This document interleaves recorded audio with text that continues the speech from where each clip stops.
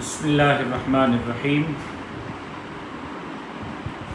الحمدللہ رب العالمین والصلاة والسلام علی اشرف الانبیاء والمرسلین۔ امید کرتا ہوں کہ آپ حضرات خیریت سے ہوں گے، طبیعت آپ کی بہتر ہوگی اور آپ حضرات عید اور رمضان کے عبادات سے ماشاءاللہ خوب محظوظ ہوئے ہوں گے۔ اللہ تبارک و تعالی آپ کی عبادتوں کو اپنی بارگاہ میں منظور اور مقبول فرمائے۔ اللہ تبارک و تعالی رمضان المبارک کے اندر جن لوگوں کے مغفرت کے فیصلے ہوئے ہم سب کے نام اس میں شامل فرمائے۔ آج لائیو آنے کا بنیادی مقصد جمعیت علماء اسلام صوبہ سندھ کی طرف سے 19 مئی 2022 بروز جمعرات شام 6 بجے مزار قائد کراچی پر ہونے والے عظیم الشان فقید المثال تاریخ ساز تحفظ تقدس مسجد نبوی صلی اللہ علیہ وسلم کانفرنس ہے۔ آپ حضرات کے علم میں ہے کہ پوری دنیا کے اندر ہر دور میں فتنے اٹھے ہیں اور ان فتنوں نے قوموں کو لوگوں کو گمراہ کیا ہے، تباہ و برباد کیا ہے۔ میں سمجھتا ہوں، میری جماعت سمجھتی ہے کہ اس وقت پاکستان کا سب سے بڑا فتنہ عمران احمد خان نیازی ہے، جس کے بارے میں ڈاکٹر اسرار احمد خان، حکیم سعید، جنرل حمید گل سمیت میرے قائد ملت اسلامیہ امام الانقلاب حضرت مولانا فضل الرحمن صاحب دامت برکاتہم العالیہ وقت سے بہت پہلے پیشن گوئی کر چکے تھے۔ میں درخواست کروں گا دیکھنے والوں کو کہ میری اس گفتگو کو اگر شیئر کریں گے تو زیادہ سے زیادہ ساتھیوں تک میرا پیغام پہنچ سکے گا۔ 1 کروڑ نوکریوں کے نعرے پر، 50 لاکھ گھروں کے نعرے پر، قرضہ نہیں لوں گا، قرضہ لیا تو خودکشی کروں گا، مدینے کی ریاست بناؤں گا کے نعرے پر اقتدار میں آنے والے عمران احمد خان نیازی نے آتے ہی پہلی کابینہ میں قائدیانیوں کو شامل کیا، خاتم النبیین کا لفظ نہیں پڑھ سکا، امریکہ کے پہلے دورے میں آسیہ ملونہ کی رہائی کی خوشخبری دی، شاتم رسول کی، امریکہ سے واپسی پر کہا کہ یوں لگ رہا ہے کہ ورلڈ کپ جیت کر آیا ہوں۔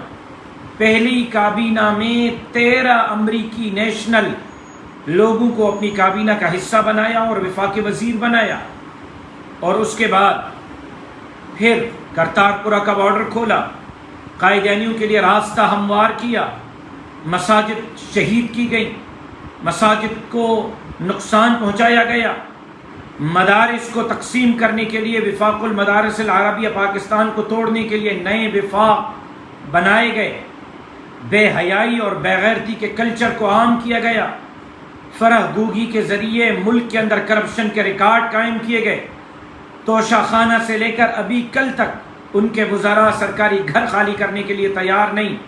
وزیر دفاع پرویز خٹک اب بھی سرکاری گھر میں موجود ہے، ان کا سابق وفاقی وزیر مذہبی امور اب بھی سرکاری گھر پر قابض ہے، سرکاری گاڑیاں واپس کرنے کے لیے تیار نہیں۔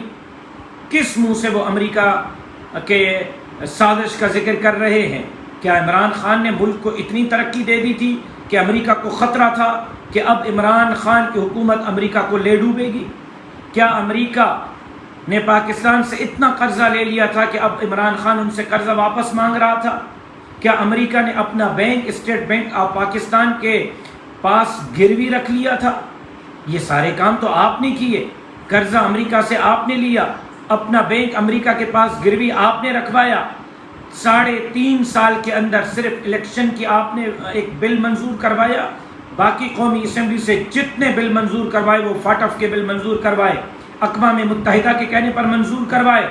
آپ نے 3.5 سال اقوام متحدہ اور فاٹف کی غلامی کرتے ہوئے 3.5 سال اسمبلی سے بل جو منظور کروائے وہ اقوام متحدہ اور امریکہ کے تھے. آپ کہتے ہو کہ آپ کے خلاف سازش ہوئی ہے، آپ نے ملک کے خلاف سازش کی ہے، آپ ملک کو توڑنے کی بات کرتے ہو اور اب کہتے ہو کہ مجھے مارنے کی دھمکیاں مل رہی ہیں.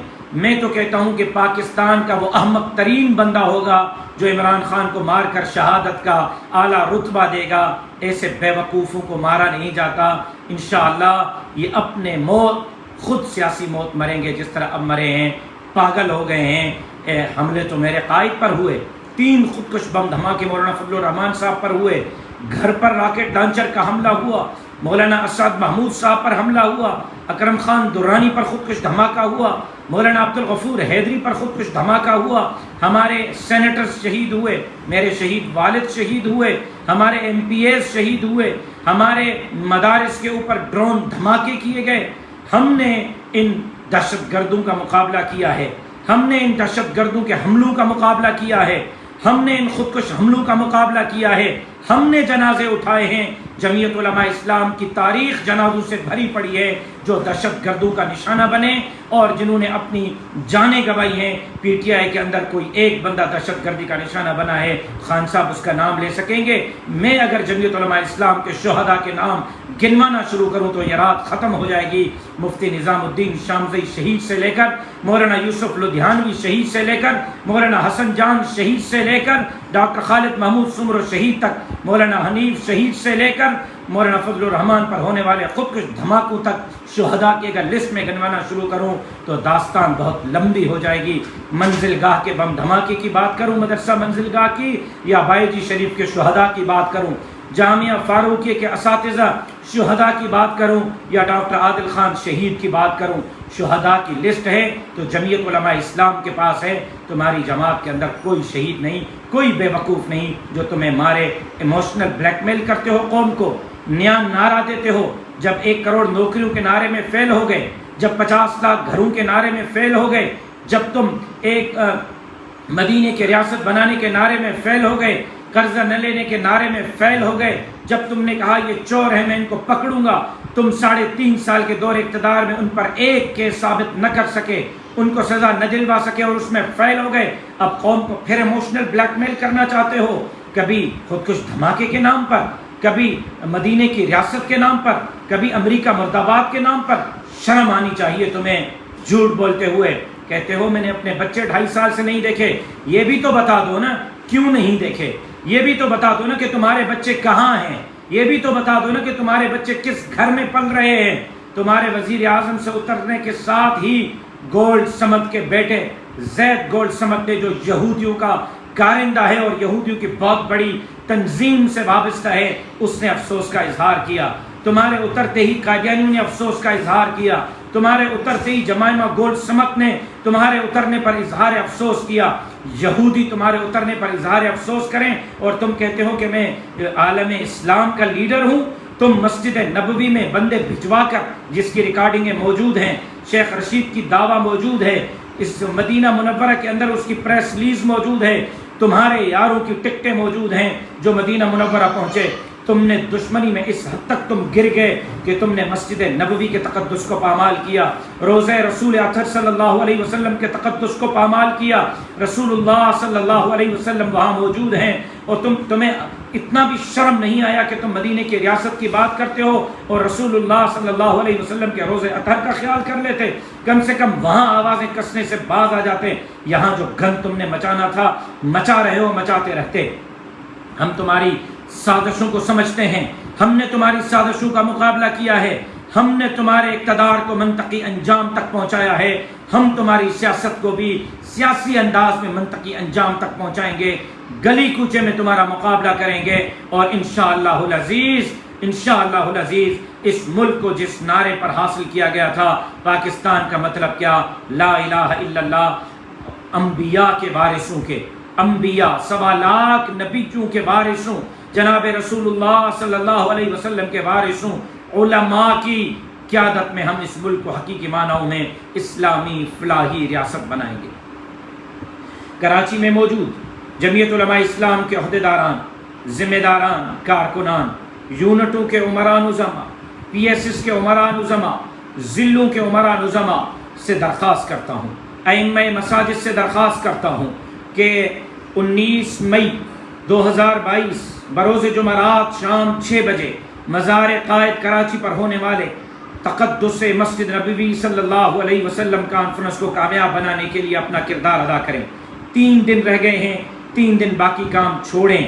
3 دن آپ نے دن رات ایک کرنا ہے، گلی گلی محلے محلے میں آپ نے لوگوں کو تقدس مسجد نبوی صلی اللہ علیہ وسلم کے اس پروگرام میں شرکت کی دعوت دینی ہے، اور آپ نے لوگوں کو عمران کے اس فتنے سے آگاہ کرنا ہے کہ اس دور کا یہ دجال ہے اور دجالی فتنے سے اس قوم کو بچانا ہے۔ جمعیت علماء اسلام کے عہدیداران اور ذمہ داران، آپ کی ذمہ داری ہے اس فتنے کا مقابلہ کرنا۔ میں 10-12 دن 15 دن سے آپ کو مسلسل میسیجز بھی کر رہا ہوں، آپ کے ضلعوں کے اجلاسات بھی ہو رہے ہیں، آپ کی نچلی سطح کے اجلاسات بھی ہو رہے ہیں۔ میں امید کرتا ہوں کہ آپ اپنے ریکارڈ خود توڑیں گے۔ اندرون سندھ کے کارکنان کو دعوت دیتا ہوں کہ کراچی آئیں۔ مجھے پتہ ہے کہ آپ بلدیاتی الیکشن میں ہیں، مجھے پتہ ہے کہ آپ کے فارم فل ہو رہے ہیں، مجھے پتہ ہے کہ آپ وہاں وڈیروں، خوانوں، نوابوں اور سرداروں سے مقابلے کے لیے میدان میں اترے ہیں، بے سر و سامانی کے عالم میں اترے ہیں۔ اللہ آپ کی اس محنت کو اپنی بارگاہ میں منظور اور مقبول فرمائے۔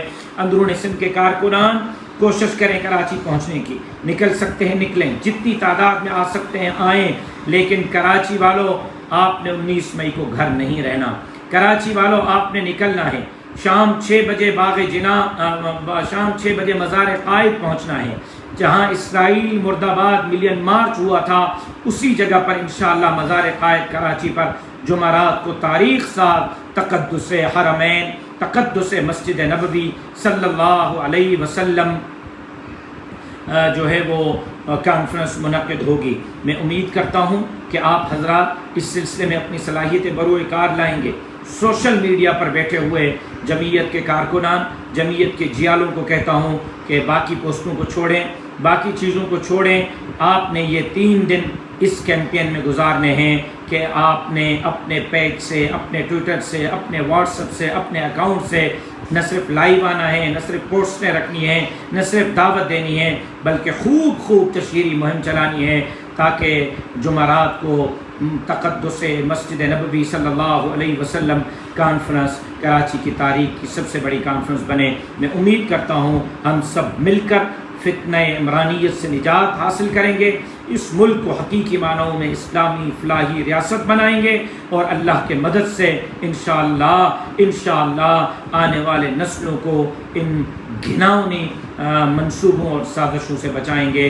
امید کرتا ہوں کہ کراچی میں موجود میرے بھائی، میرے ساتھی، میرے دوست، میرے عہدیداران ایک دن رات ایک کریں گے اور اس جلسے کو کامیاب کرنے کے لیے اپنا کردار ادا کریں گے۔ گھروں میں بیٹھی ماؤں، بہنوں اور بیٹیوں کی خدمت میں گزارش کرتا ہوں کہ دعا، صلاۃ الحاجات اور قرآن مجید کی تلاوت کا اہتمام کریں۔ اس جلسے کی کامیابی کے لیے، فتنہ عمرانیت سے نجات کے لیے آپ دعا کریں۔ اللہ تبارک و تعالی دعا سننے والا بھی ہے، قبول کرنے والا بھی ہے۔